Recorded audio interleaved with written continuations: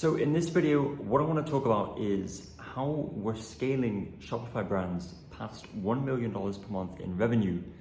And one of the most important things that you can do to do that through paid advertising is down to your ad creative. So this video is going to be focused around our ad creative process that we built over years in order to sustain higher levels of ad spend and therefore higher levels of revenue. And making sure that, as you're scaling your ad spend, you're still remaining on target. So yeah, this video is going to be a breakdown of our full creative process. I'm going to take you through the whole thing. And yeah, I'm going to jump over to my computer now, share my screen, and let's dive in. Okay, so let's first start with the process behind our ad creative. So it's going to zoom into this diagram here.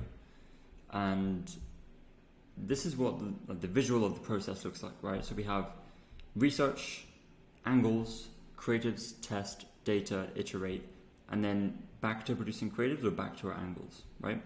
And it's important to understand what our goal is here, right? Our goal is to increase the win ratio of ad creatives that we produce and test. And what the win ratio is it's the percentage of creatives that you need to test to find one winning ad creative you can scale. Now, to give you an example, if you have to test 4 creatives to find one winner, you'll have a 25% win ratio, okay? So this is a snapshot of the process. What we're gonna do is we're gonna go into each one of these categories and explain the full process end to end. So this all starts with research, right?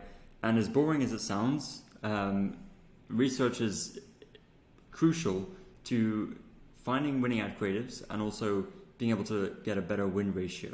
So what research is basically just understanding and getting a better view on what ad creatives we should be producing, right? And I'm going to take you through the process that I use at my company to do this research for our clients and find winning ad creatives. So the first thing is you want to visualize all of this research, because if you have it in a Google Doc or just any sort of document, it's going to get very messy. What you want is a visual board so that you can come back later and look at it and it's very clear and well organized. So we use Milano, and I'll show you an example of this in just a moment.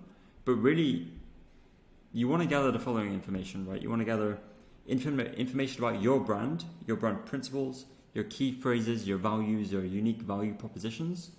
Then you want to talk about your customer avatars, right? So you actually want to build profiles of your customer types, and you want to go as detailed as possible on their interests, their values, their frustrations, their beliefs, what they look for in your product, what they think about at night, their goals, their aspirations. The better you can understand this person and this avatar, the more effective your advertising will be, because you're going to be able to talk to them much more effectively than most or all of your competitors, okay? Then you want to understand how you're going to advertise to those avatars. So just understanding what stage of awareness the avatar is at, what life force 8 desires will use, what are the key messages that will stop the scroll, and we'll go through this in a moment. And then finally, competitor analysis. So you want to include your competitor website, their ad library, the analysis of their ads, what messaging they're using, what avatar they're likely targeting, what's working for them.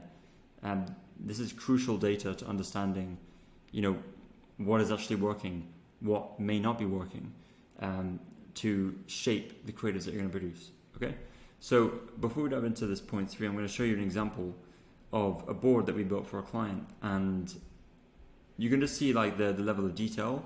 And this is just a starting point. The whole idea is that once you build out the board, you continue to add and refine and change and improve things, because ultimately the more data you gather from your creative tests, and as time goes on, the more you learn about your customer, the more information you'll be able to add to this board, and the more accurate the information will be. So it's not always about just like a ton of information, it's about the quality of the information as well. So zooming into this board here, you can see that we start with outlining the brand, right? The background of the brand. What does the brand stand for? Why should someone purchase from that brand in the first place? Then the marketing style, right? The whole tone of marketing. and how we want to sound in our ad creative and in our copy. And then here we have these three customer personas, right? So we actually give them names, and we go deep into who that person is and their background and their beliefs and their values and their problems and their ideal solutions. And you can see that for all three of these here, we've given them like a catchphrase. We've identified the age range. We've wrote this whole paragraph here about all the things that I mentioned above. And then from there, once we understand them, we then want to understand what appeals to them most from each of our products, right? So for this brand, we're advertising multiple products. If you're focusing on one product, it's much more straightforward. But ultimately, you want to take this information and say, okay, like, what will John find most interesting from this product, right? What will the features of this product that he values the most be? That's important to understand how to advertise and communicate with that person. So those are the avatars. And then we go a little bit deeper into our customer pain points and the activities that the product is used for. Just understanding more about why are people using our product, right? And what are they using it for?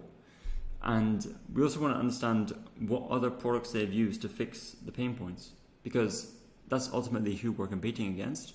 And if they've tried something that has worked or hasn't worked, then especially if it hasn't worked, we can use that in our advertising to create a us versus them against that solution, okay?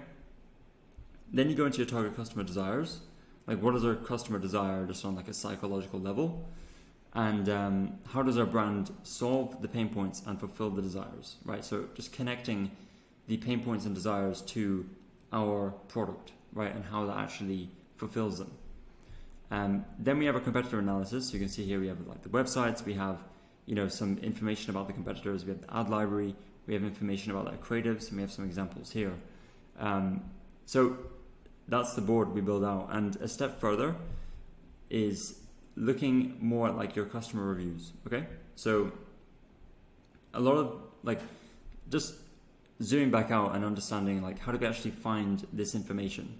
A lot of it is found through customer reviews, both on your own website, but also on your competitor websites and on Amazon. And what we like to do is we like to export our own reviews, upload them to ChatGPT, and find the common words and phrases that are within those reviews, okay? Other ways, customer surveys, your own surveys, post-purchase, general surveys that you're sending out through email, forums, Reddit, Quora, and keyword searches on TikTok. So that is the basis of the research. Moving into the second area is DR principles. DR stands for direct response, and core angles. So as a continuation of your research, the next step is to identify how you can link your research and your customer avatars to direct response principles that will make your advertising more effective. So what is direct response? So what does that mean? Direct response is a form of advertising that compels the reader to take an action, right? In our case, it's a click on the ad, which will lead to our website or landing page, right? You want to invoke an action in a reader or a viewer. Now, I'm going to focus in on a topic around direct response principles that is called the Life Force 8. And the Life Force 8 are 8 core human desires that are hardwired into our brains, right? Why is this important? Because when you build your advertising around human psychology and human behavior, it becomes much, much more effective, okay? So you're not just like making stuff up, building random ads. You're actually building it off the basis of human psychology, right? Why people do things, like all of the basis of why people do things, and why they take certain actions is what you're building your advertising on, all right? So let's just go through the Life Force 8. So the first one we have is survival, enjoyment of life, life extension. We have enjoyment of food and beverages. We have freedom from fear, pain, and danger. We have sexual companionship. We have comfortable living conditions. We have to be superior, winning, and keeping up with the Joneses. We have care and protection of loved ones and social approval, right? You can find a lot more information about each of these and exactly what they are online. for this video, I just wanted to show you what these are. And ultimately what you have to do with these 8 is you have to link your product and your problem solution to just a few of the Life Force 8. Don't use all 8. It's very, very, very unlikely that your solution is going to appeal to all 8 of the Life Force 8. Usually it's 3, maybe 4. And really the more you can focus on one, the better, right? Because your message is going to be more potent. So now that you have identified your Life Force 8 core human desires in your research board, now comes to identifying the angles that you'll be using for your ad creatives. And what an angle is just the core pillar of your ad creative. Think of it as the overarching theme that you're going to use in your creative. So just to give you an example of some angles, let's say there's a skincare brand selling a face mask. They may use the following angles. So the first one could be reduce hyperpigmentation. That appeals to a specific subsegment of the audience. And the Life Force 8 that they'll be appealing to with that angle is sexual companionship. People want to look a certain way for others. Another one is social approval, right? They want to have the approval from their peers and others in terms of the way they look, and also the enjoyment of life, right? It gives them more confidence, etc., etc. Another angle that they could use is reversing aging. And this is, again, appealing to a different audience segment. And the Life Force 8 is very similar, right, to reducing hyperpigmentation. Another one is preventing acne breakouts. And again, Life Force 8 very similar there. So as you can see, there's different overarching themes that you would then use and go deep on with your ad creatives. So in order to find your core angles, first of all, you want to start with the pain points and the problems that are most prominent from your research, right? What are you seeing as common themes that are coming up from your existing customers, from your competitors, from things that you're seeing online, on forums, on TikTok, just from your research, right? Then you want to think of what separates your solution or your product from your competitors. How is your product different and better than what your customer avatars tried before, right? Because that's going to help you speak to them in a certain way that's going to convince them to try your product. And angles can be different for different customer avatars. So as a general rule, you should start with 3 core angles, just so that you don't have a ton of things to test with at the beginning. So just find the 3 core ones, the main ones that you think would work the best. And once you have your angles, you then want to identify the Life Force 8 that are present within the angle, okay? So just like we did here, just identifying which of the Life Force 8 are, within that same angle. So moving on to creative production. So you have your research, you've identified your angles, and you've linked your angles to the Life Force 8. Now you're ready to start building ad creatives. So images are effective, and I would recommend you 100% test and run images. But for this section, we'll focus on videos and UGC videos specifically, just to talk about that process. So how do you create your UGC videos? Step 1 is you want to find someone to record videos for you, right? This can be you, a friend or a family member, if they're good in front of camera, if you want to keep your costs low. And what we do is we work with content creators, right? So we find content creators. If you also want to find content creators who can film content for you, use backstage.com, go there, post a job, you'll get applications, hire someone with UGC video examples in their portfolio, and they must have an understanding of getting and holding attention. They must have good lighting. They must have a good mix of A-roll and B-roll in their examples, and you want to pay maximum $150 per video, okay? Step 2 is you want to fit the angle that you identified into a creative framework. Now, what is a framework? A framework is a structure of the video, right? And you need structure to help make sure that your creative is direct response. Otherwise, you can go off on tangents. You can create a creative that doesn't really have much structure to it. And this is really just keeping you on track to your outcome.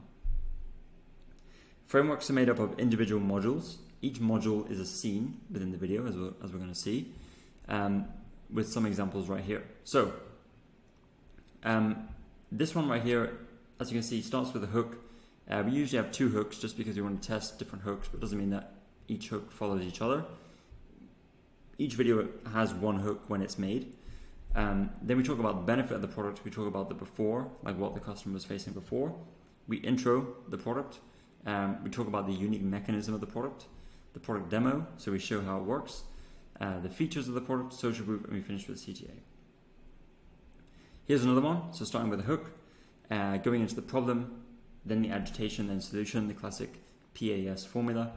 Then we talk about the benefit, usually the main benefit of the product. You can include multiple benefits here, and then a CTA. This one has a hook, it has education, it has problem agitation, product introduction, feature 1, feature 2, feature 3, end result before, and end result. So really you can copy one of these frameworks, but ultimately you just need some sort of structure that makes sense, right? So that there's a sequence to your videos. Then step 3 is writing and scripting the brief for the content creator. So you have your framework. Now you write a script that fits into the framework, right? Keeping in mind the LF8 that you've chosen to focus on, following a specific sequence. And you can either write word for word or give your creator pointers on what to say. It really depends on how good they are and how much they understand direct response principles. And you want to make sure your creator knows what human desires you're trying to appeal to as well. And that is because they will then be able to deliver the content with that in mind, once they have that context. And alongside the script is really the words, the talking head part of the video, what the creator is going to say to the camera. But we also ask our creators for B-roll. And B-roll is footage of them using the product, them experiencing the problem that we're talking about, showing a visual of that, unboxing the product, and you'll see how this plays in with editing. So once you've received your content back and you've approved it, looks good, now it's time to edit that into a video. So you want to look at other competitors on the Facebook ad library to get inspiration of the editing style that you should be using. And just some general rules that we like to follow is we like to change the scene every 2 to 4 seconds, right? So there's always a change, right? And if you're targeting a younger audience, you want faster changes, more on like the 1.5, 2 seconds. And if you have an older audience, you want to have slower changes, more on the 3, 3.5, 4 seconds. You want to use native style captions that look organic to the platform you're running the ad on. And you want to use a good mix of A-roll and B-roll. So it just means that you're changing the visual, and it's not always someone talking to a camera. You're also showing, at one point they're talking to a camera, another point they're, experiencing the problem, another one they're unboxing the product, they're using the product, they're showing the product in a certain way. So it just adds a lot of dynamic to the video, all right? So now comes creative testing. So now that your creative is ready, it's time to launch it on the ad platform that you're using. So how we test. We like to split ad creative angles into their own ad sets, and each ad set has 3 to 4 creatives, either with different hooks or slightly different structure to the video. And an optional is to set minimum spend limits on each ad set to ensure each one gets enough spend during the test. Because usually Meta will allocate budget to a specific ad set, and then the other ones won't get enough spend. And you want to spend to roughly 2x your target CPA before determining if the test is a winner or not. So when you've tested your ad creative, and while it's being tested, there are some metrics that you want to look at. So the most important one is your CPA over ROAS, right? Is it on target? And if that is or is not the case, you still want to look at other metrics because you want to understand if it's working, why? If it's not working, why? So you want to look at your outbound CTR. And this is a measure of the percentage of viewers clicking on your ad to visit your website or landing page. And after that, you want to also look at creative specific metrics. So 2 of those here are hook rate, which is how good your video is at stopping the scroll and hooking viewers in. You want to aim for at least 30% here. And hold rate is how good your video is at retaining viewers after you've hooked them in. You want to aim for about 10% here. Usually anywhere around 10%, even if it's like 7, 8, is still pretty good. So if your creative does not work, you want to understand why. So maybe it's your hook rate is poor and you're not getting enough people to watch. So you want to change the hook and test different hooks. Maybe your hook rate is strong, but the hold rate is poor and you can't retain viewers. Then you want to actually look at the structure of the video and make sure that the scenes are changing every 2 to 4 seconds, that there's dynamic, that it's actually interesting to watch. Sit down and watch your videos and ask yourself, is this interesting? Is it boring? And change accordingly. If your CTR is poor, maybe the message is not hitting with the audience. Maybe there's not enough direct response principles using the ad creative. Maybe there's a lack of credibility, social proof, or the CTA is weak. Based on this, you want to then add and change. If your in-platform metrics are strong, but the ROAS or CPA is still off target, it may be an issue with the conversion rate or AOV on your website landing page. So it's not always a creative issue. You want to look at the other metrics in the funnel and understand, okay, if we're getting very strong creative metrics, why are we still not getting the performance that we need, right? And then it's about looking at other areas. So based on this data, you can now create iterations of the ad creative to get closer to a winner. And as I mentioned, our goal is to use the data to improve the ad creative and our message, rather than just discarding creatives if it doesn't perform well, never using them again. Is actually, no, we spent money to get the creative and to test it. Let's make sure that we use the learnings to inform future creatives so that we can improve. And you really want to think of this as a feedback loop to increase your win ratio, as I mentioned, right? That's the ultimate goal. The win ratio is, again, how many creatives do you need to test to find one true winner that you can scale? The more effective you can become at this, the faster you'll be able to find winners, the faster you'll be able to scale your ad spend, the more cost effective you will be at producing ad creatives. And if you test the same angle with multiple creative frameworks, different hooks, etc., and it still doesn't work, then it may be best to test a different angle altogether. It could just be the fact that, hey, this angle just doesn't work for whatever reason, for a product, for an audience, for a market, whatever, okay? So that is the process and the breakdown.